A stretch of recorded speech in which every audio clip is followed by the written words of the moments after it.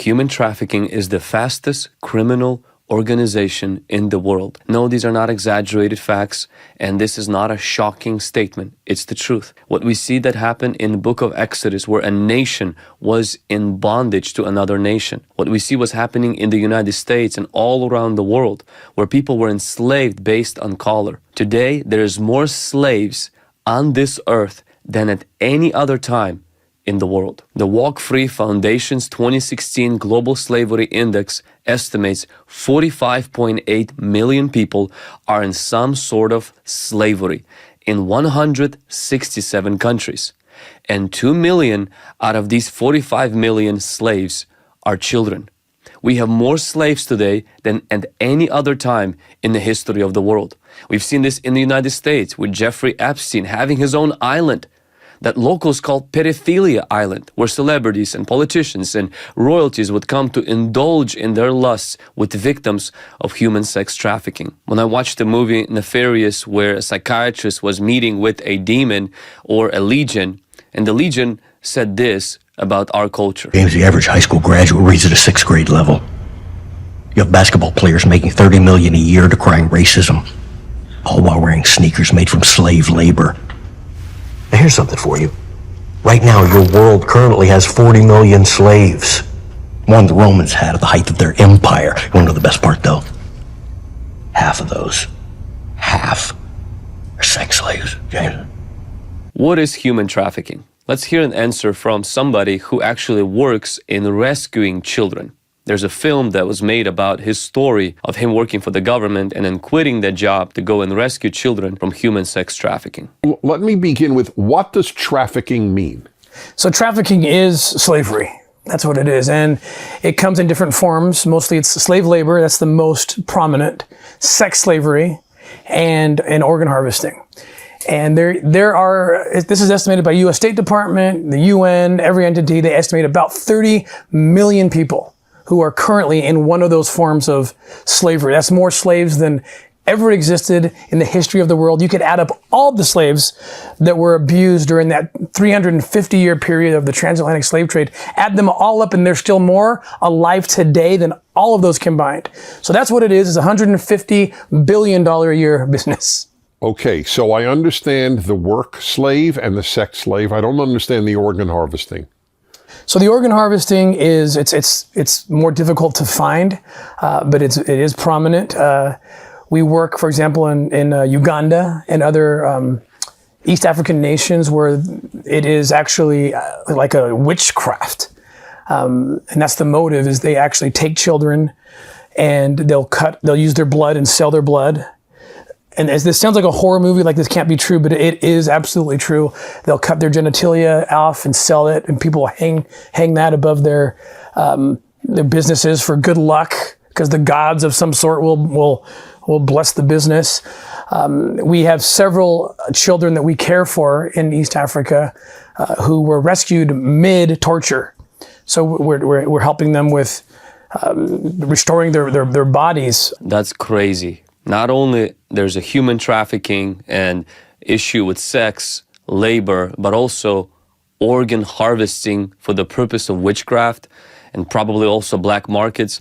Actually, Angel Studios have made a movie about this man, Tim Ballard, who was working for the US government, and then he quits his job to go and rescue children from global sex traffickers.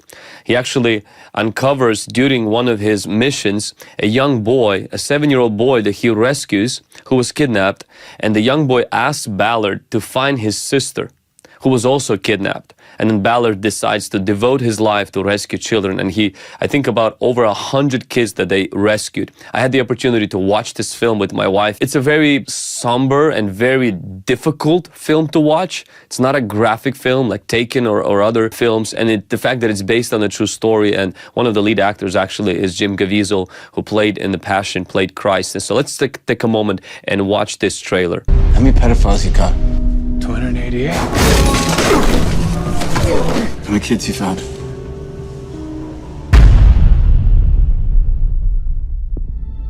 It is the fastest growing international crime network that the world has ever seen. It has already passed the illegal arms trade, and soon it's going to pass the drug trade.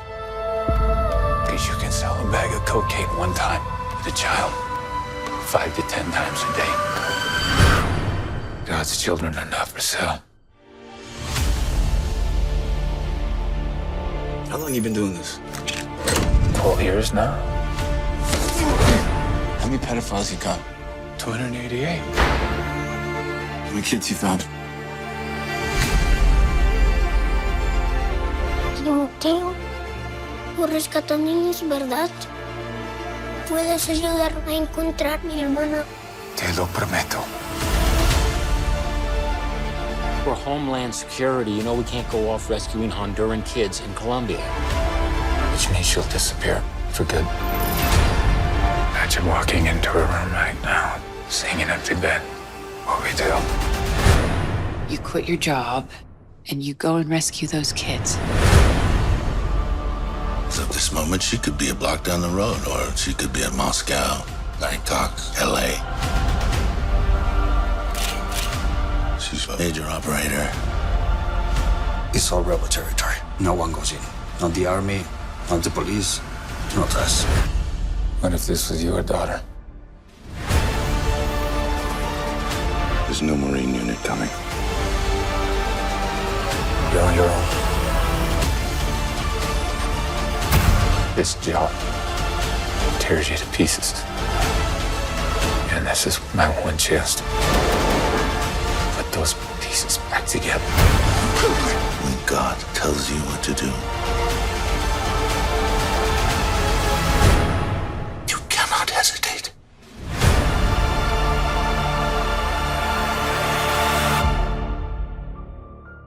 This is a very powerful film.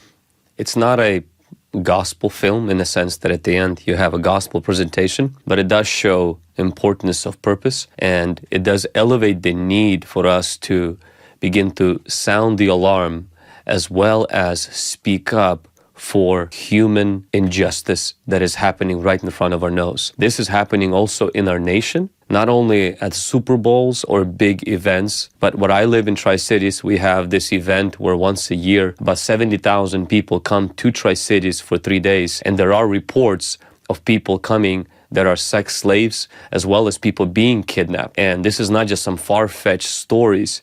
Anywhere where there is greed, anywhere where there is lust, there is going to be that human trafficking, sex trafficking. But we can stop it. We can rise against it as Christians. I want to encourage you, if you are able, go and watch this film so you can be educated as well as encouraged to look for those people that need this help. There are a few things that we can do today to help weaken or to help fight this crime and this injustice that happens right in front of our nose. First thing is we need to stop watching porn. We must understand is that porn is a very important part of human trafficking. In 9 countries, about 49% of porn is made by people who are in prostitution and who are slaves in those industries.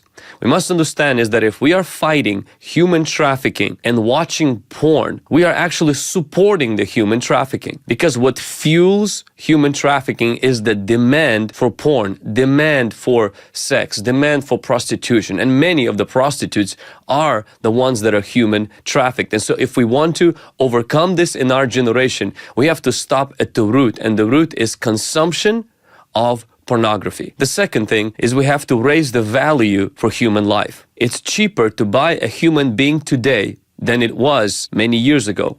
The average cost of a human being long time ago was equivalent to about $40,000. Today, you can buy a human being for less than $100. Human beings are trafficked because it's a very profitable business. When you traffic a human being, they can keep on making money because they are reusable. When somebody sells drugs, person uses drugs one time and that's it. But when a human being is trafficked, they can be used 5 up to 10 times a day. And especially if they're children, they could be used for many, many years. If we don't value human life, and I'm not talking about just the human life of children or even adults who are in slavery, enforced slavery, or forced labor slavery, or sex trafficking slavery, but it has to start with valuing human life in the womb. Valuing human life from the womb to the tomb. Why? Because we were made in the image of God. We didn't come from monkeys.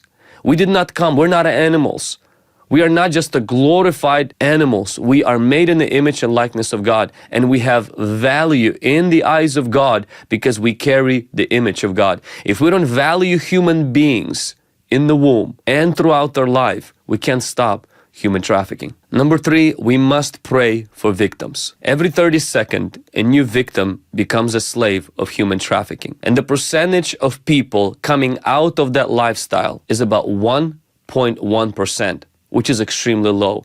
A lot of people don't come out from that lifestyle because their lords or their gods or people who hold them hostage, many times they hold them hostage until somebody breaks in or until they get arrested or until God intervenes. Israel was in Egypt for hundreds of years. Israelites cried out, but God sent Moses.